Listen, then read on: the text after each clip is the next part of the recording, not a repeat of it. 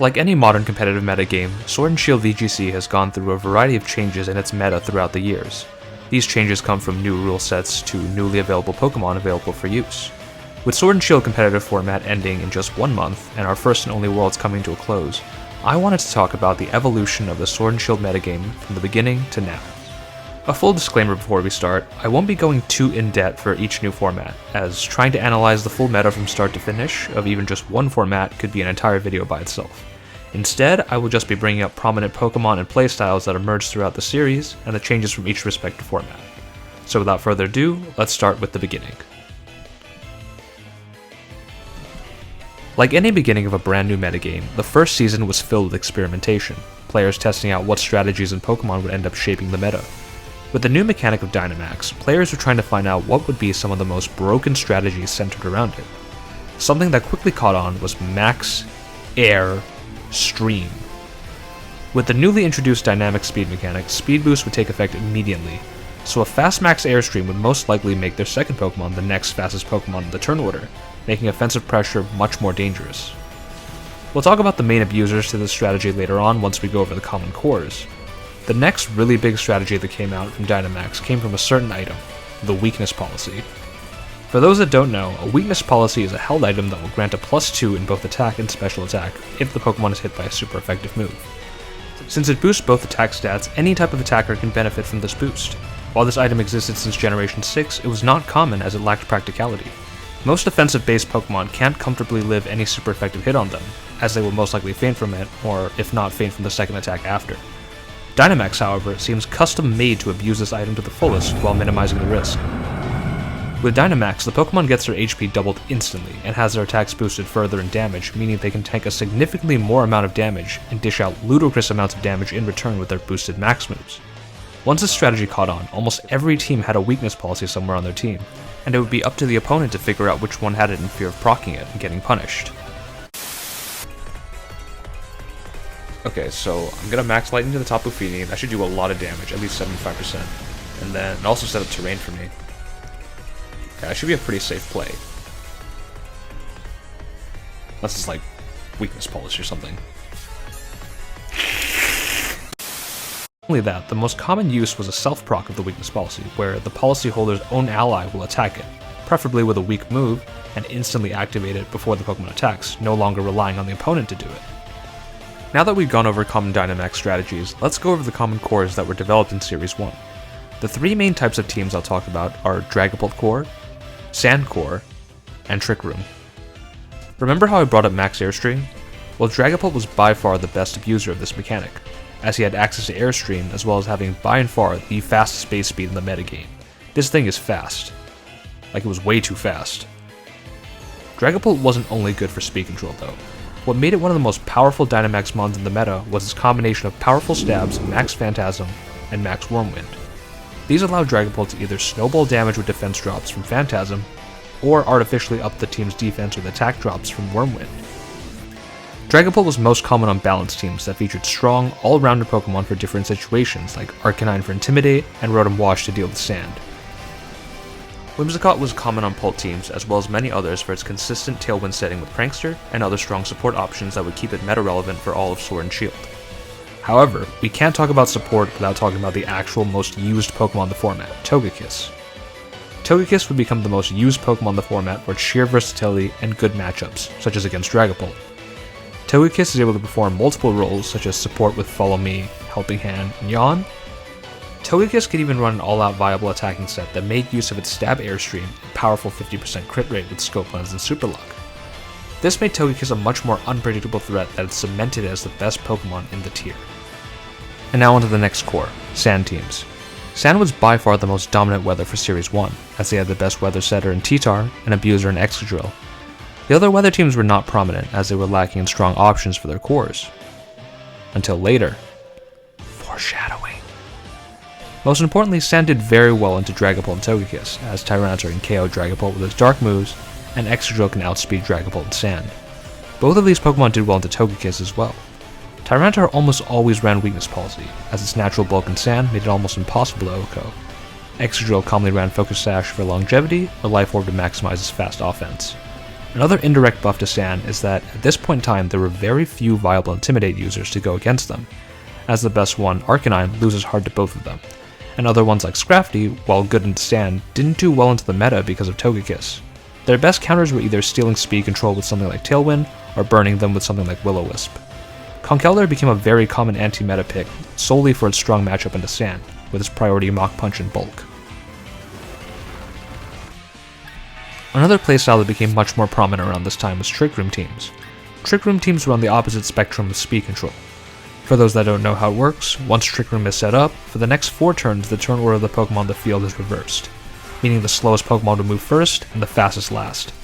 Traditional Trick Room teams had almost, if not all members, have low base speed to maximize the effects of it. Trick Room teams are very powerful in the fact that they can basically guarantee speed control against any teams that were not also hard Trick Room, meaning cores like Dragapult and Sand would be hard countered. The premier Trick Room team centered mainly around Dusclops as a setter, as its bulk was so impressive with Eviolite that there was basically nothing that could OHKO it besides Life Orb Dragapult, which would be a roll anyway. With Follow Me support from Indeedee, Trick Room was almost guaranteed to go up. The team would then focus on bringing in a strong sweeper, such as Weakness Policy Rhyperior or Gmax Hatterene to sweep.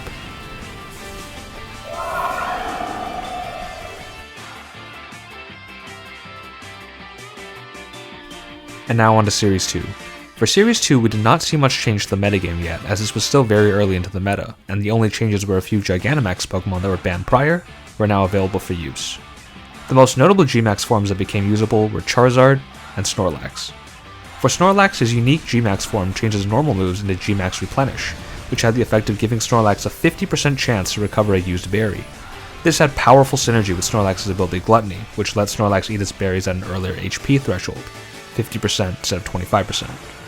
By far the most common strategy was having Snorlax Belly Drum to bring his HP down to 50% and max his attack stat, and then have a pinch berry like Figgy Berry activate at this threshold and restore 33% of his HP. After this, Snorlax would max and fire off Nuclear plus 6 attack max replenishes, and have a chance of recycling the berry for further heals. This strategy was most common in hard Trick Room teams, as Snorlax is naturally too slow to hit first. Although the strategy needed a lot of setup with both Trick Room and Belly Drum, it reaped immense reward and almost guaranteed a win if pulled off.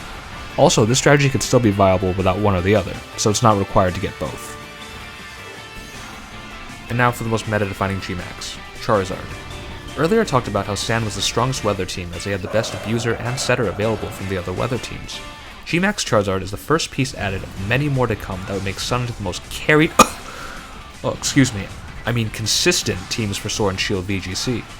With Gmax Charizard available, Charizard now had access to Gmax Wildfire, with the powerful effect of dealing 1/6 of their HP and damage to both of the opponent's Pokemon for the next 4 turns, as long as they were not Fire-type. This was an incredibly potent effect, as it would be powerful on a game-to-game basis, as 1/6 HP is a staggering amount of damage done to the entire team's pool of HP. With Torkoal Sun and Charizard's Solar Power, Zard could fire off powerful Sun-boosted, Solar Power-boosted Wildfires that would KO almost any Pokemon, and then set the Wildfire effect to chip the rest of the opponent's team in just one move to boot. Sun became far more prominent this time, even though it still lost to Sand because of how powerful this combination was. Charizard itself was a strong max option even without Wildfire, as it had Stab Max Airstream to boost speed.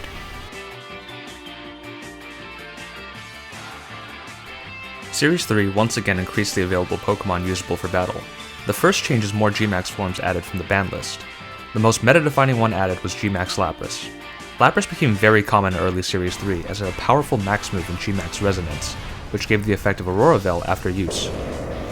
Aurora Veil works as a light screen and reflect combination, meaning all attacks dealt to you would be reduced by 33% damage. This was a very powerful effect as you can set up dual screens while attacking at the same time. This also made Gmax Lapras even bulkier than it already was, making KOing it incredibly difficult. Lapras commonly ran either Weakness Policy or Life Orb to maximize damage output, or Light Play to maximize turns of Aurora Veil being put up, going from 5 to 8 turns. Lapras' strong Ice and Water stab was very effective into the meta, hitting Pulp, Togekiss, and even Sand teams for super effective damage. However, Lapras' reign on the meta would come to be very short-lived. Now for the biggest inclusions to the roster. For Series 3, certain home-exclusive Pokemon were allowed to be transferred into Sword and Shield and used for Ranked. These Pokemon were the remaining 2 Kanto starters, the Alolan starters, and certain Alolan forms that had their normal forms in the Galar decks. While Blastoise didn't make much waves yet, as it didn't have too much distinctive use, Venusaur on the other hand became a top Pokemon in the meta. Going back again on how I said Sun teams would continually get buffed as the series went on, Venusaur was a pivotal piece to these teams. With Chlorophyll as its hidden ability, Venusaur would get the same doubled speed that Excadrill had in Sand, to outspeed the entire meta. Not only that, the most dangerous thing was his access to Sleep Powder. Unlike something like Amoonguss, which was very slow with its sleep, Venusaur could outspeed and sleep any crucial Pokemon like the opponent's Dynamax, before they even move, wasting their Dynamax turns. This made Venusaur an immense threat in the field, as virtually nothing wanted to be put to sleep. Even Pokemon that could beat Venusaur in a 1v1 like Charizard could lose by unlucky sleep rolls. Also, because Venusaur is a grass type, it did very well into the common rock, ground, and waters that typically beat standard Sun cores. Many of the other introduced Pokemon through Home didn't have too much of a presence in the meta. Some had their own niche uses like Alolan Ninetales and Persian, but were not exactly dominating. As for the Alolan starters, Decidueye didn't do too much as it was slow and weak to a lot of the meta. Primarina was a little bit better as it was a very strong offensive water Pokemon with a unique fairy type as well, but overall they were not too common. However, there is still one Alolan starter I have not covered. Everyone's favorite VGC Mon, it's Incineroar, it's freaking Incineroar! And as opposed to his other Alolan starter brethren, Incineroar was more than just good. It was broken as fuck! When Incineroar gained access to Intimidate in Sun and Moon VGC, it instantly shot up to the most used Pokemon in the format for its sheer versatility and utility it brought in one team slot. Sword and Shield was no different, with its access to Intimidate, Fake Out, excellent typing and stats, and the newly introduced Parting Shot to its move pool. Incineroar had everything going for it to be a premier piece on virtually any team. I cannot stress how easy it was just to slap Incineroar onto any team and be able to put in work game-to-game basis. With Incineroar's presence, many physical attackers became less powerful in the meta as so many teams ran it, and attackers that could ignore Intimidate or beat Incineroar became far more in demand for the meta. Unlike many of the Pokemon I've talked about in the video, Incineroar has kept its top 10 usage in basically every series since its debut, proving that it's the true best support Pokemon in Sword and Shield VGC. Now for Series 4, and the last series covered for this video. With Series 4, all available Gigantamax forms were now legalized. However, this did not make much change to the meta, as the last few added were not really powerful. Gmax Cole's dominance would not happen until slightly later with the Isle of Armor DLC. This doesn't mean there were no significant changes at all though. Late into the season, Pokemon Home finally gifted us with the Galar starter hidden abilities. This gave Cinderace a renamed Protean ability and Libero. For those that don't know how it works, Libero will instantly change the Pokemon's type to match the type of move it's about to use. This is by far one of the strongest abilities in the game on an offensive Pokemon, as it means Cinderace has guaranteed stab bonus on all its moves, and makes its weaknesses constantly change as well. Cinderace instantly became the premier physical attacker on teams as its combination of Libero and top-tier speed made a devastating pair. Not only that, Cinderace had amazing coverage to take advantage of Libero. I'm talking mainly, of course, Max Airstream, but even Sucker Punch and Iron Head made strong max moves as well. Cinderace, along with the next Pokemon I'm going to mention, are the reason that Intimidate became almost mandatory on any teams, as to not get run over by these Pokemon right away. Cinderace wasn't the only Galar starter to get an amazing ability. Rillaboom received Grassy Surge as its hidden ability. What that does is upon entry of the Pokemon, Grassy Terrain is immediately set up on the field. Grassy Terrain is a field effect that lasts 5 turns, it provides 1/16 HP healing to every grounded Pokemon, weakens the damage of Earthquake by half, and increases grounded Pokemon's grass moves by 30%. On paper, this doesn't seem too broken of an ability, as while 30% boost in grass damage is nice, it's hardly game-breaking. This completely changed though with an introduction of the move Grassy Glide. Normally, Grassy Glide is a 70 base power grass move with no effects. However, if Grassy Terrain is set up, it becomes +1 in priority. This was a meta-defining move, as Grassy Glide was boosted by Terrain and Rillaboom Stab, making it essentially the strongest priority move in the game. Because of this combination of instant terrain setting and Grassy Glide, Pokemon weak to grass toppled down in usage, as Rillaboom was just too powerful for them to safely counter. Speed control through Tailwind or Trick Room meant nothing since Rillaboom would still hit first. Grassy Glide was also very good at picking off weakened Pokemon like Focus Sash users. Rillaboom had more than Glide too. It also had decent utility in Fake Out and other strong moves like Knockoff as well, which put it as an instant top tier Pokemon. And with that, Series 4 has been covered. If you were curious about Inteleon, well, it got Sniper, so yeah, not too great. In the next video, I will be covering the DLC meta of Sword and Shield and what changes were brought from them. Thank you so much for watching through all of this video. If there was something you thought was crucial I missed, please let me know in the comments. I know there were other Pokemon I could have covered in the past series, but I decided to focus on what I believed were the most meta-relevant and prominent introductions of the series. Have a great day, and I'll see you in part 2.